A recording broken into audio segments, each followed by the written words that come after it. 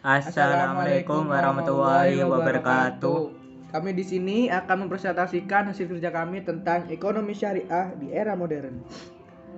Perkenalkan, nama saya Habibullah absen 18 dan Perkenalkan, nama saya M. Ageng Zulkifli, absen 26 dari kelas 11 IPA 1. Mohon maaf jika suaranya sedikit pilek, Pak. Penjelasan ekonomi syariah. Walaupun market share keuangan syariah Indonesia masih di bawah 10% dan dikatakan masih cukup lemah, Indonesia bisa dikatakan negara yang memiliki lembaga syariah yang cukup banyak. Indonesia memiliki potensi yang besar untuk mengembangkan ilmu ekonomi syariah. Oleh karena itu, perlu penanganan sistematis dan serius untuk mengembangkan keuangan syariah di Indonesia. Selain itu, ekonomi syariah juga menjadi ladang amal saat kita berkontribusi mengembangkan ilmu yang telah hadir secara resmi lebih dari 2 dasawarsa silam ini.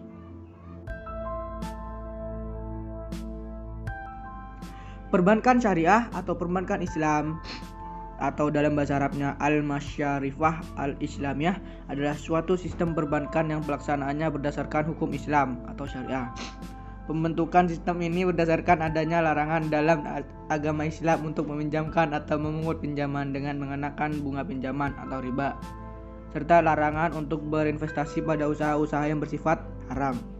Sistem perbankan kontroversial tidak dapat menjamin absennya hal-hal tersebut dalam investasinya. Misalnya dalam usaha yang berkaitan dengan produksi makanan atau minuman haram, usaha media atau hiburan yang tidak islami, dan lain-lain. Selanjutnya akan diteruskan oleh teman kelompok saya. Apa itu asuransi syariah? Takaful atau dikenal juga sebagai asuransi syariah atau ta'min atau tadamun adalah usaha saling melindungi dan tolong-menolong di antara sejumlah orang atau pihak melalui investasi dalam bentuk aset dan atau tabarruk yang memberikan pola pengembalian untuk menghadapi risiko tertentu melalui akad atau perikatan yang sesuai syariah. Takaful adalah konsep asuransi syariah atau berlandaskan syariah Islam. Prinsip asuransi atau secara umum adalah memberikan kompensasi atas kerugian finansial yang diderita oleh seseorang atas suatu musibah yang dideritanya. Di Indonesia, sebutan bagi asuransi yang tidak atau belum sesuai syariat disebut sebagai asuransi konvensional. Sedangkan yang sesuai syariat di Indonesia disebut sebagai asuransi syariah. Secara internasional dikenal sebagai takaful. Di Arab Saudi, asuransi harus menggunakan prinsip kooperatif. Pegadaian Islam. Kata ron secara bahasa berarti menggadaikan atau transaksi. Hukum gadai dalam fikih Islam disebut ar-ran, adalah suatu jenis perjanjian untuk menahan suatu barang sebagai tanggungan utang.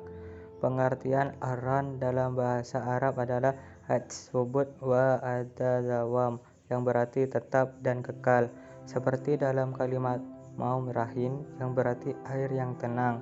Sedangkan pengertian tetap dan kekal dimaksud merupakan makna yang tercakup dalam kata al-habsu, yang berarti menahan. Kata ini merupakan makna yang bersifat material. Karena itu, secara bahasa kata ar-ran berarti menjadikan sesuatu barang yang bersifat materi sebagai pengikat utang. Masih melanjutkan tentang pegadaian Islam. Berdasarkan hukum Islam, pegadaian merupakan suatu tanggungan atas utang yang dilakukan apabila pengutang gagal menunaikan kewajibannya dan semua barang yang patah sebagai barang dagangan dapat dijadikan sebagai jaminan.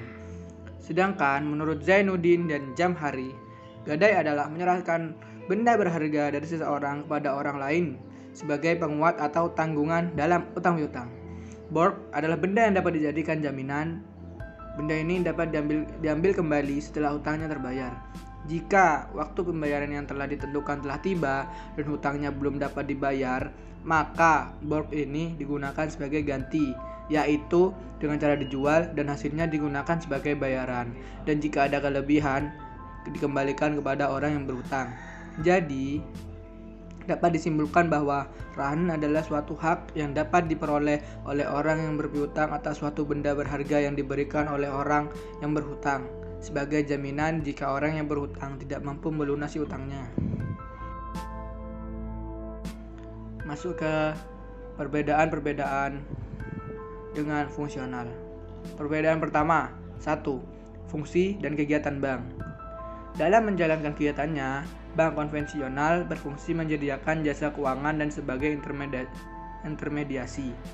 Sementara itu, untuk bank syariah, selain menjadi intermediasi, jenis bank yang satu ini juga memiliki fungsi sebagai manajer investasi, investor sosial, dan tentu saja penyedia layanan keuangan. Dan nomor 2, prinsip dasar. Pada kegiatan usaha, pastinya ada prinsip dasar yang menjadi pegangan dalam menjalankan roda kegiatan. Begitu pula yang terjadi baik pada bank konvensional maupun bank syariah. Prinsip pertama menyangkut nilai. Bank konvensional berprinsip bebas nilai, sedangkan bank syariah menjunjung prinsip syariah Islam yang mengatakan tidak ada pembebasan nilai. Perbedaan-perbedaan lainnya akan dilanjutkan oleh Ageng.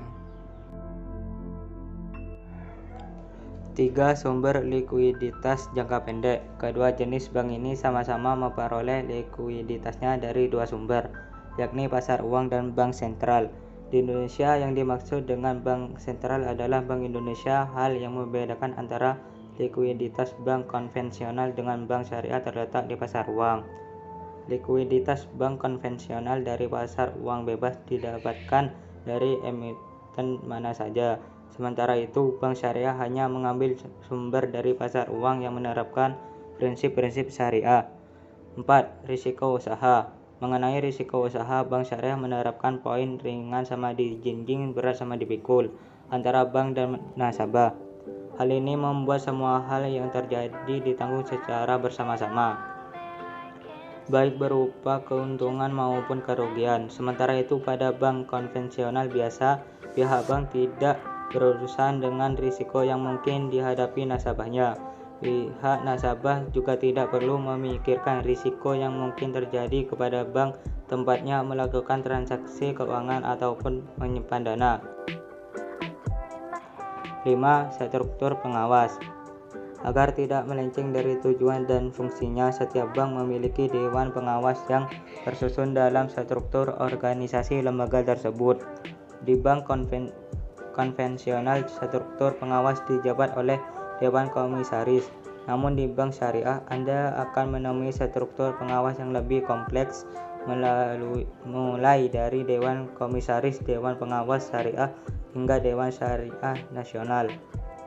Kesimpulan, perbedaan antara bank syariah dan konvensional pada poin-poin yang telah disebutkan. Perbedaan mendasar yang terdapat antara bank konvensional dan bank syariah. Bank konvensional memang sudah banyak dipahami oleh banyak orang mengenai sistem kerjanya dan karakteristiknya. Begitu pula bank syariah yang juga memiliki cirinya tersendiri. Sekian presentasi dari kami berdua. Mohon maaf jika ada salah kata, salah pengucapan, karena semua manusia pasti punya kesalahan. Mohon maaf dan terima kasih. Dan gambar hanya pemanis.